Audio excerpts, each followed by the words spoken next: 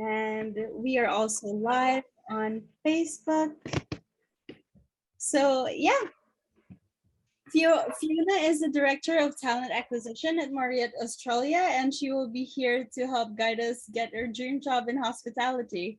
And yeah, welcome Fiona, and thank you for being with us today. Thank you very much, Angel, and hi everybody. It's great to see you on here, and yeah, I really appreciate the invite from the Academy of Entrepreneurs. Let me briefly introduce myself. I started with Marriott actually in 1993, so in September this year it will be 29 years. I did 6 years in London. I did 4 years in Singapore, and then I arrived in Sydney in 2003. And my career up until that point had been in food and beverage. And then in 2005, when I had my first son, I moved over and I actually resigned, and the general manager at the time said, "What are you doing? You don't seem the kind of person who's just going to sit at home with a baby." And I was like, "Yeah, no, I'm not really." So he said, "What are you going to do?" And I said, "I'll get a part-time job." And he said, "Why don't you work here?" And I was like, "It's a bit weird to be food and beverage manager and then a waiter. I'll happily be a waiter somewhere else." And he said, "Leave it with me." So an hour later, I got a call offering me a casual reservations agent role, which suited me perfectly with a 6-month baby. I just turned up for 2 shifts a week, 8 till 4. They gave me a uniform, they gave me lunch, and it was perfect. And then after 8 months, I moved into training and then into HR. And in 2014, I moved to Pier 1, which is part of the Marriott Group, beautiful lifestyle property in Sydney. And I was there for nearly 8 years. And then just over a month ago, I moved into this new role. It's a new role from Marriott of Director of Talent Acquisition for Marriott Australia. So if you do have questions as we go along, please, we've got time allocated at the end, but if you want to ask anything or need me to clarify anything, then please just go ahead and jump in.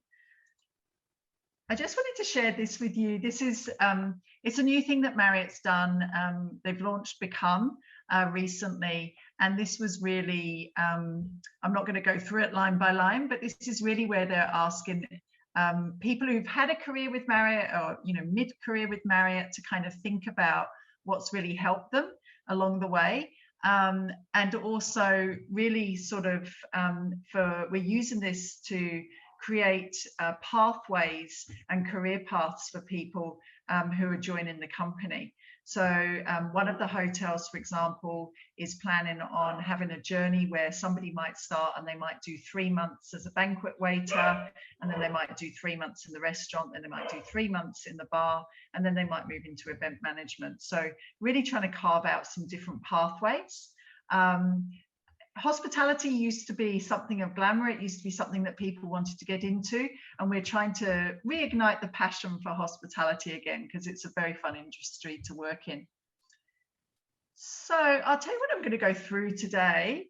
Very simply, kind of why Marriott? I mean, I've worked for them for 29 years. How to find a job, and then how to ensure success in securing that job. And this doesn't necessarily just apply to Marriott in Sydney. It could be anywhere in the world of Marriott. It's pretty similar with what I'm going to say. So who is Marriott? Well, what is Marriott? So the company started in 1927, and I love the fact I've spoken to the Academy of Entrepreneurs pre-COVID. I'd been in a couple of times to the office in Sydney to chat about things, and I really do feel that Mr. Marriott Senior and Alice Marriott, his wife, really were some of the first entrepreneurs that kind of came onto the scene. So, you kind of might look at those 3 books there and you might think, kind of, who's that old guy on the front? Well, he's Mr. Marriott Jr. And he really, if I would recommend, if you wanted to read one book, it would be the No Reservations one. You could finish it in an afternoon. I'm getting my teenagers to read it because it really is a great story about how to do more, but also how to ride the things that don't work. So give something a try, and if it doesn't work, get out quickly.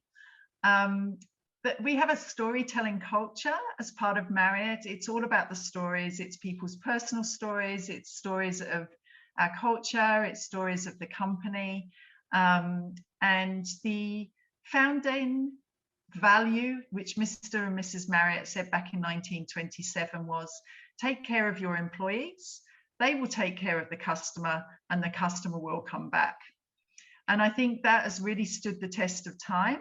It's really enabled us to grow. When I started with the company in 1993, the goal was 2,000 hotels by the year 2000. And Marriott achieved that in April of the year 2000. But we recently opened our 8,000th hotel. So since the year 2000, we've gone from 2,000 hotels to 8,000 hotels globally. And Marriott's a management company. So Marriott doesn't own many of those hotels. And you would see in one or more of the books, if you were to read them, exactly what used to happen. Marriott used to own the hotels, but then various financial crises struck, and that's when Marriott kind of became more of a management company. But they tried everything. I mean, they started with a 9-seat root beer stand, and then they moved into restaurants, and only in 1957 did they open their first hotel. But they've had theme parks, they've had cruise ships, they've had all kinds of things that they've tried, aged care home catering, but they really settled on this. And there's some fabulous photos in the book. My favorite one is a car backed up to an airplane, because the Marriotts first recognized the need for in-flight catering. So Mr. Marriott was visiting one of his restaurants, and he said, "What's that queue of people for?" And the manager said, "Oh, they're buying lunch to take on the plane." So Marriott was one of the first companies to do in-flight catering, but it was obviously all cold food, and they loaded up the plane by putting it on the roof of the car. So there's some really cool stories, but I would encourage anybody who's an entrepreneur to certainly read the Marriott story.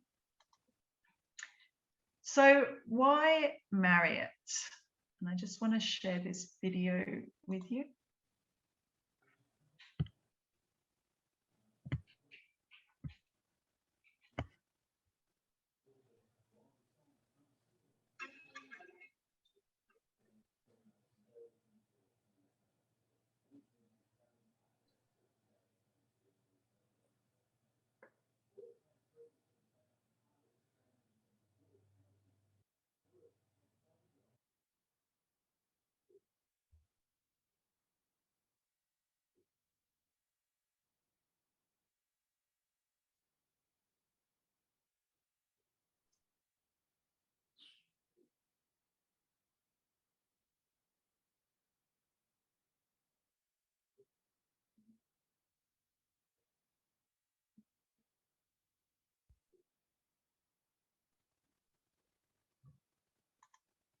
Oops.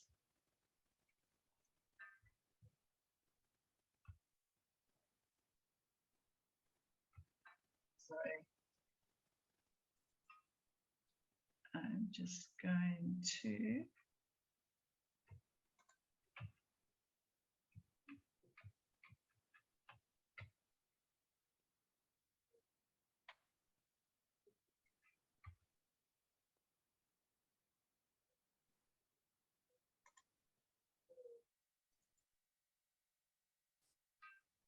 There we go. Let me just go back.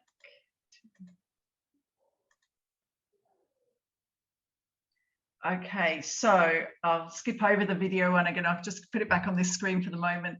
So yes, why Marriott? That video was something that was produced fairly recently, and Marriott Australia launched its Life with the Works package recently. But when we talk about Marriott and we talk about who Marriott is, and we talk about, oh, there we go. Sorry, just.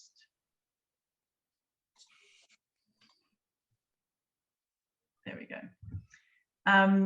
Yes, why work for Marriott? As I say, that package was kind of put together, it kind of pulled together all of our benefits that we have.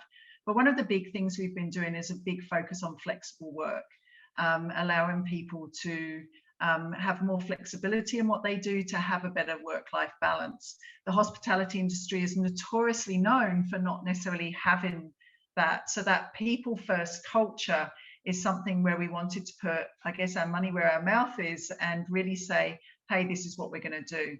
So throughout history, Marriott has been one of the forerunners in the hospitality industry. And that's what we've been able to do. So, for example, some of the benefits that we have is any associate from the day they start has the benefit to get associate rates in our hotels.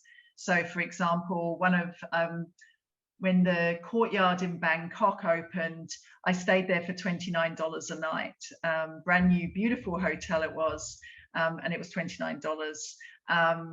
I've been to various places. I've been to Malaysia and stayed for $59 a night, and I'm off to Fiji in July. Escape Australia for the first time since COVID struck. Off to Fiji. So there's, you know, that's from day one. So associates can really travel, can really take advantage. We give a 35% discount on food and beverage within Asia Pacific, and 20% in the rest of the world. So there's lots of different benefits. My favorite benefit, which I'm very lucky to have, is when you get to 25 years with Marriott, you join the Quarter Century Club, the QCC. So for the rest of my life, even once I leave Marriott, for the rest of my life, I'm part of that club. And it means that I can every year stay in every hotel for 3 nights free, if the associate rate's available. So for example, I could go to Melbourne and I could spend 3 nights at the W, 3 nights at the Courtyard, 3 nights at one of the Marriott, 3 nights at the other Marriott, all for free. And then next year I can do it all again. So I'm planning when I retire to spend big chunks of times in countries and take advantage of that. So, you know, there's some great benefits, but we've also added in this year, and we will expand it even further. We added in paid paternity or maternity leave. We added in sabbatical leave. So we've got our first associate. This was launched at the beginning of the year. We've got our first associate currently in Europe, taking a sabbatical leave for an extended holiday. So we've had nice shots of him sitting in Copenhagen, drinking his glass of wine and things like that. So yeah, we just added these benefits together. And I suppose one of the big things with Marriott, which is one of our benefits in that kind of suite of benefits, is our learning and development. So every person that's employed has a development plan. Every person that's employed has the ability to access a whole suite of online learning. And plus we obviously do our learning in the hotel. So a lot of people don't plan a career in hospitality. A lot of people aren't planning a career in hotels.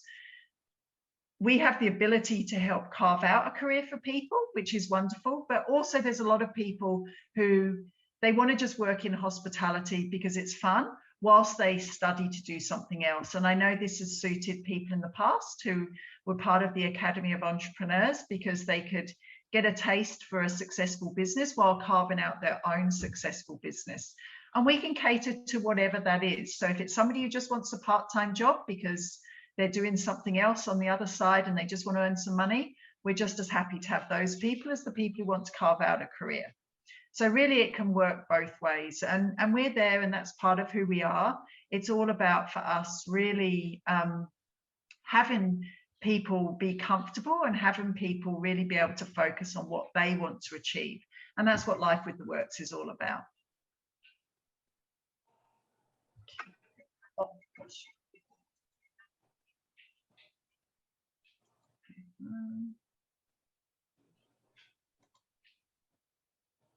Okay, so question of how do you know what jobs there are? So the QR code that's on the screen, that will take you directly to all the jobs that are currently in Sydney, that are currently posted. And the other screenshot there is what it looks like. If you go to Marriott Careers, this is what our careers website looks like. Live Fully is our employer branded. And you will see on the top right-hand corner, there's a stay in touch. So it's also possible, even if somebody's not considering a change at the moment or not considering a role with Marriott at the moment, but thinks they might be in the future, then you can actually set up a profile to get job alerts as soon as they're posted. So if you wanted, let's think of a role that's come up very often, roles in brand don't come up very often, but you could set up your profile and put brand, and then next time a role in your geographic request comes up in brand, you would get a notification that that role's been posted. So that's that stay in touch ability. So what roles we have currently? We currently have some full-time roles, but we also have a lot of part-time roles with giving people that flexibility. Our current part-time roles would be suitable for student visa holders, and most of those are across our operations departments. We sometimes have part-time roles that would suit student visa holders in areas such as marketing, but typically a marketing role would be a full-time role. The operation departments, you don't have to have any experience to be a line level person in operations. So roles that people tend to come in as an entry point would be waiters, baristas, bartenders. We'd want bartenders to have a bit of experience. Waiters across our events, porters. Porters is quite a fun role. You know, kind of taking guests up to the rooms and parking cars and things like that. But the hotels, for those people who've not worked in a hotel before, the people who stay working in hotels tend to always say it's the family. They feel like they're part of a family, that people take care of each other. It's been a really rough 2 years. And, you know, a lot of people have stuck it out because they love that impact of family, and that's what they really want to do. So if anybody wants to send me their resume, I can send it out to the Sydney hotels, or if people are in other markets, I'm happy to send it out to other markets. Or as I say, there is that QR code there, or you can just go to Marriott Careers and have a look at what roles there are. So this is just to share with you the hotels, some pictures of the hotels in Sydney. So we have 5 hotels in Sydney. So top row middle, and top row right is Pier 1, which was my previous hotel. So that is the hotel there. It's right under the bridge. It's a lifestyle hotel. So we've got the benefit with Marriott that we've got over 30 brands. And we don't have all those brands in Australia, but we are adding new brands all the time, really, from the Marriott portfolio. So in Sydney, we've got currently 1 lifestyle hotel, which is Pier 1. We've got 2 select service hotels, which is Courtyard North Ryde and also 4 Points Sydney, which the picture for 4 Points is the top left-hand one, and the middle bottom one is the restaurant at the Courtyard, which is out at North Ryde. So for people who live out there, but it's also 5 minutes walk from the train station, so very easy to get to. So then so we've got lifestyle, we've got 2 select service, and then we've got 2 of the bigger box hotels. So we've got Sheraton Grand Sydney, which is the image bottom left. That's the bar at the Sheraton Grand Sydney. And bottom right, and the one just above it, that's from Sydney Harbour Marriott. So one is the little laneway that Sydney Harbour Marriott has, and the top one, the middle one, is the bar and restaurant area. So they are big hotels. They're full service. Sheraton Grand's got a spa. They've both got a pool. They've both got various food and beverage. But I guess the exciting thing in Sydney is you can, for example, work at Pier 1 if you work in a restaurant where they have a one hat, Good Food Guide one hat restaurant, the gantry. Or if that's not your thing, if that's not your style, then Sydney Harbour Marriott's got still a very nice restaurant, but it's slightly more relaxed food. And then Sheraton Grand is really well known and really famous for its buffets. So you can kind of find what suits you and what suits you well, which is pretty important. Which brings me, I guess, to some tips and tricks. So we've got different brands, and all of our applicants have their own personal brand. I think, you know, your personal brand is really important. It's who you are. And I think it's really important that you choose a brand that suits your personal brand and your personality.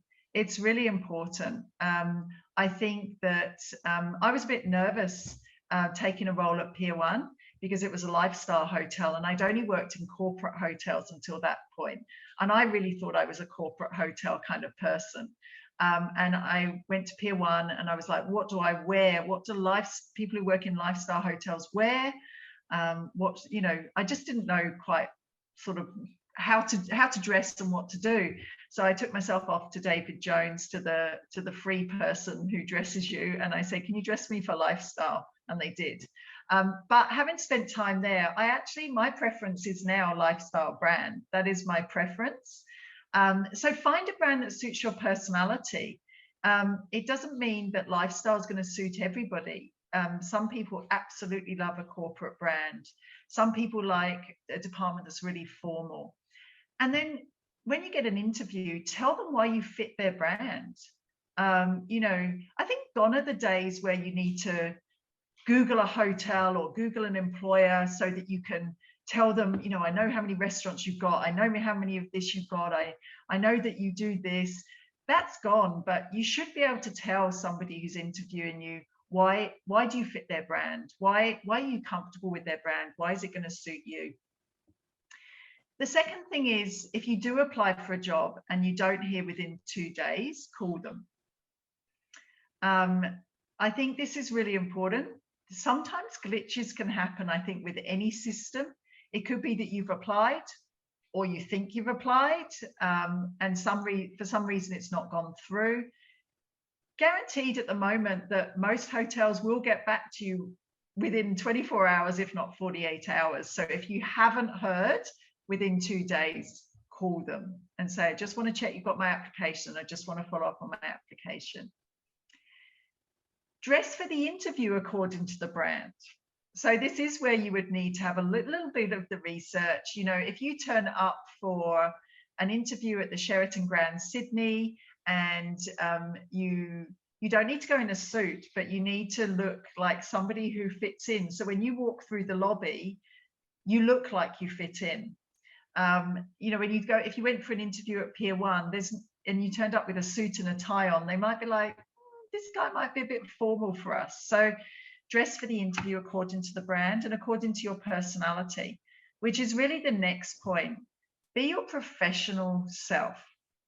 I would say, I'm saying professional self rather than just be yourself, because you've still got to be professional about it. But don't fake it. Don't be somebody who you're not at all. It's really, really important that you are genuine and that you're comfortable. If you go somewhere and you're pretending to be somebody you're not going to present yourself in the best light. So absolutely be professional, your professional self. Don't fake it. So I guess some key takeaways. Marriott has an ongoing relationship with the Academy of Entrepreneurs. Ask us to help you. If you've got it doesn't have to be about us giving you a job at all. If you want a case study or you need somewhere to do a case study on, you want to do a research project, you want to ask a bunch of people how your business would sit with them or how your product would sit with them, just ask us, just contact me or ask somebody to contact me and we can help you. We've done various things with the Academy of Entrepreneur before. We've kind of done think tank styles or like Shark Tank styles and things like that before. So we have that relationship. It's not just about, oh, we want to hire you. It really is important to us. It's a really important relationship for us. The job does not have to be your career at all, but do something you're passionate about. So I think that if I take my career story as an example, when I said that I spent 7 or 8 months in reservations, look, I was never going to love reservations at all. But what I could be passionate about was that was the right job for me at that time. That enabled me to get back into the workforce. That enabled me to earn some money to pay for the childcare. And it enabled me to have 2 days a week break from my child. So at that point in time, that was a job that I could be passionate about. So do something you are passionate about. As I say, it doesn't have to be for your career, but if you're going to do it, be happy doing it. So if you just want to do it to earn some money, make sure you're still passionate about it. And as I said before, the fit with your personal brand is really important. If you do something that doesn't fit with you and doesn't sync with you, you probably won't be able to be passionate about it, and you probably won't love it. And it's really important to love what you do. So if anybody has any questions, then please, either come off mute and ask directly, or you can put it in the chat box if you're a bit shy.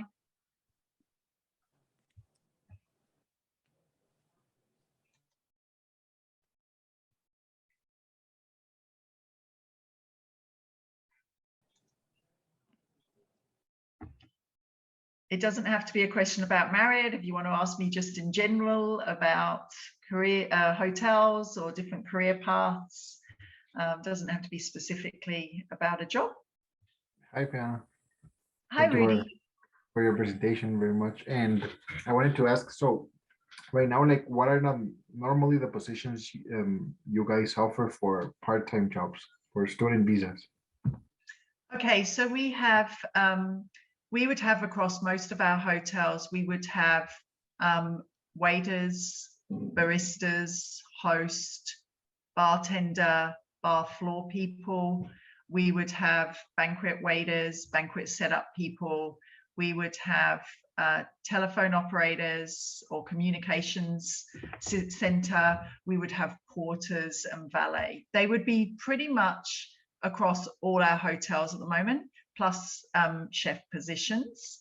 And then we occasionally have other roles that come up in HR or sales or marketing or finance. They'll often be part-time roles as well. And our part-time roles, because student visa holders at the moment, the government's allowing them to work more than 20 hours a week. Most of our jobs, you get a guarantee as a part-timer. So for example, at Pier 1, it's 12 hours, a fortnight guarantee, but most of the part-timers can work as many hours as they want to, as they can fit in. So although it's a part-time role, you have the ability to earn as much, do as many shifts and earn as much as you would want to. Okay, thank you. You're welcome.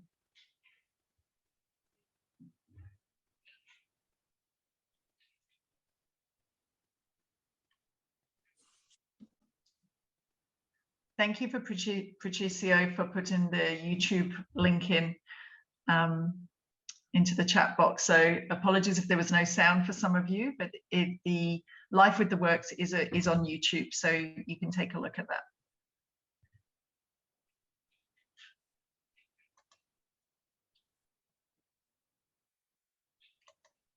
Well, feel free to reach out to me if you do have any questions. If you want to, as I say, if you've got any questions or you need any help with anything, please let me know. Oh, Marilyn, I can see, is there any back office roles for students? So by back office, Marilyn, do you mean like finance and sort of non-customer facing? Is that what you would mean? Okay. So our telephone department deals with customers, obviously, but they are sort of in the back of house areas. We do have some positions open at the moment in our hotels in Sydney. I know Sydney Harbour Marriott has got an HR role. Sheraton has got a training manager role.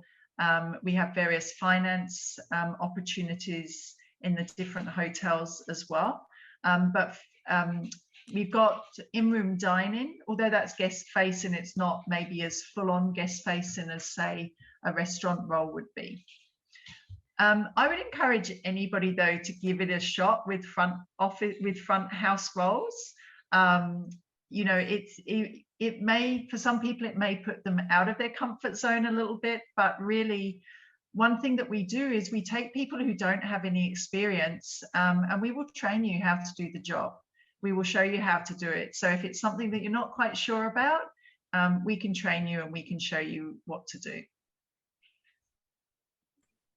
And I imagine that for the finance part, people do have to have a sort of training, or you train them also like for the students to learn how you manage your finance. Yeah, it depends. It would depend on the actual role, on the individual role. So the finance department covers right the way from receiving to purchasing, to the actual kind of accounts receivable and that type of thing. So for some roles, absolutely, you would need prior experience. For receiving and for some of our purchasing roles, you wouldn't. And that can be a great back of house sort of area, role for somebody very much part of the team, very much, you know, a good opportunity to get to know the kitchen teams, to get to know various people because you're working closely with them. But yes, for accounts receivable and roles like that, they would be looking for somebody who's interested in doing this for quite some period of time because the amount of training that would be required. Great, thank you. Could you leave your email in the chat so we can send you our CV or something?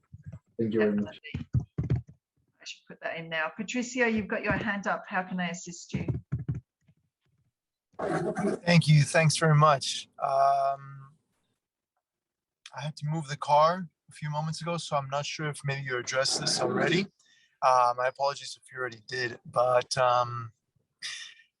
I'm wondering if you'd be able to let us know what are the most important departments for a general manager to have spent time in order to become a general manager. And as a piggyback to that question, what are some examples of career paths of general managers that you know?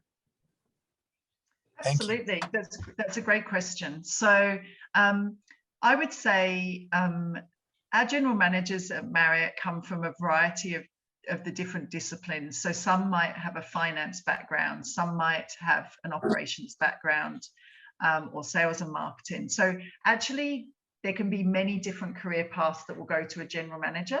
But what we do with Marriott is that we, once we get people kind of to the head of their discipline, so, you know, they're head of HR or head of finance within the hotel, so director of HR, director of finance, director of operations, we identify the talent and we make those people executive assistant manager, EAM. So they would become, for example, EAM finance. So they would still do the role of the director of finance, but they would become the number 2 in the hotel officially. And they would also go on to a specific training path where they would have the Marriott University courses to complete. And that would give them the breadth of information across the other disciplines as well. Marriott has also last year launched something called Future Forward Talent just within Asia Pacific. And that is also not just for the people who their next step is a general manager, but that can be for sort of department head level that are identified as you know, being good, strong potential talent for future roles as well. So everybody has a personal development plan and there's a way for them to get where they need to go. Marriott does some great management training courses, but also the facilities of this kind of Marriott University are really good. We also have the luxury university. So for general managers who are identified as being able to lead our luxury collection hotels, then there's a separate learning for that group of people as well. And then I suppose some great career paths. I'll tell you about Kim. So Kim was the general manager, is the general manager at Pier 1. So Kim started as a waitress and then she moved her way up in food and beverage and until she was food and beverage manager at Sydney Harbour Marriott. And then she left there and she went to Brisbane Marriott, where she was in charge of food and beverage there as well. And then she left there and she was operations and then in China. And then she was GM of 2 properties in Jakarta. And she was actually GM of the 2 properties when the bomb went off at the Marriott Hotel in Jakarta. So she was the GM that had to cope with that very difficult situation. And then she did a variety of roles of general manager in China.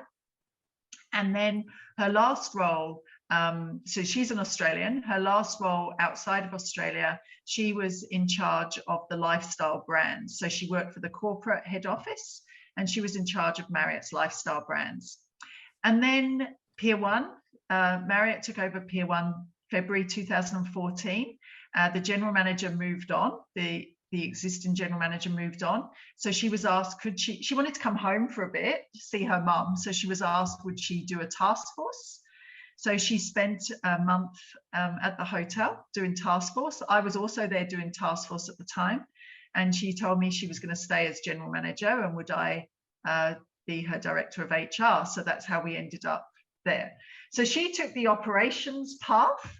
Our area vice president, Sean Hunt, he started as a butcher in a kitchen, and he's now the area vice president. So you literally can take a variety of paths to get there. I guess it's, as I said earlier, it's about passion. It's passion for the industry, passion for what you do, and I guess the drive and jump in at the opportunities that Marriott has. So Marriott absolutely has lots of different opportunities. And if you jump at them and grasp them, and then that can assist you to get to general manager, definitely.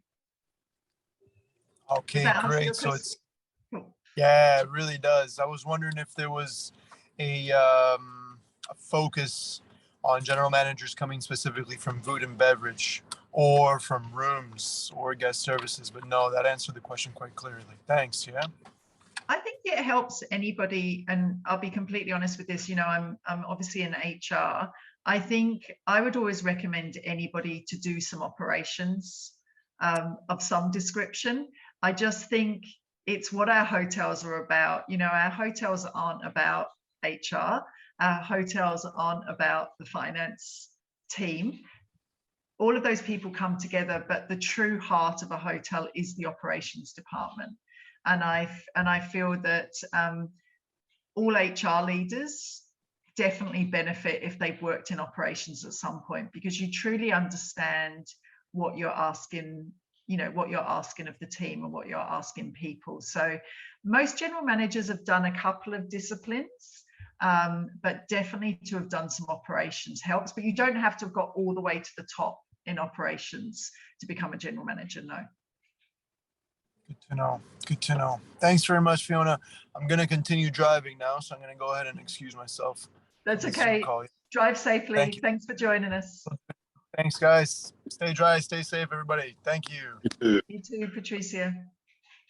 Cheers. Fiona, and Yes. you also manage hotels in Brisbane and other parts of Sydney or Australia. Yes. Sorry. So we have one hotel in Tasmania.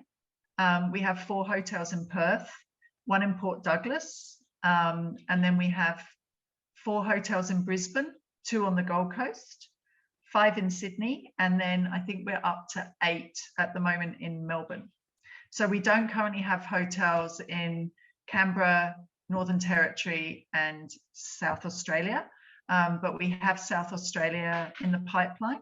We also have, we're very excited, we've got the W Hotel Sydney, which should open late this year, early next year, which is like Pier 1, it's lifestyle, but it's also luxury lifestyle.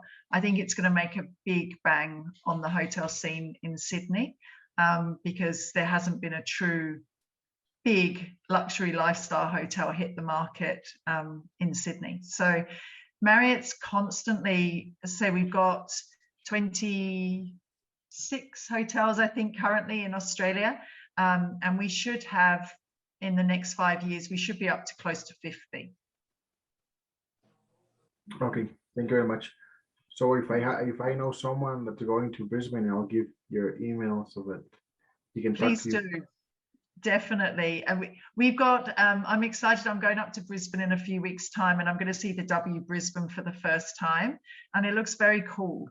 So we've got W up there, we've got Westin, we've got 4 Points, and we've got Marriott. They're our brands that are up there. Yeah, please feel free to send my email on to people if you hear that they're going somewhere and that they may want a job. One of the good things about hospitality is that you can move around, and there often is hotels in the locations where you want to go.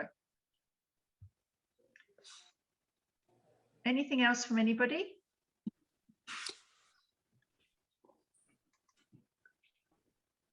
Thank you very much, Fiona, for the presentation and your tips. Oh, here, may I have Fiona's email? She messaged it, so it's fiona.pereira@marriott.com. Let me just copy paste it for you, Marilyn. Thanks, Angel. There you go. So you could connect with her also over on LinkedIn, or if you have, do you have Instagram, Fiona? I've got personal Instagram. I haven't got it set up yet for, I had one under Pier 1. So I'll let you know once I've got the various things set up. But at the moment, LinkedIn or email is probably the best thing at the moment. The best for her to reach her is, yeah, over on email and LinkedIn. So you guys could connect with her, and also with the Academy of Entrepreneurs should you need anything else. We'll be happy to accommodate you as much as we can. We also have other events coming up, so do connect with us. All right, thank you very much, Fiona, for your time and for sharing with us. It's lovely to have you. Can we all have a photo together, everyone? Let me just, I'll record things. Sorry. There you go. Okay, 1, 2, 3. Thank you. Thank you, everyone. Have a lovely evening. Have a lovely afternoon, wherever you are. Bye, Fiona. Bye. Have a good one. Thank you, Fiona. Bye, Shane. Good to see you again. Awesome.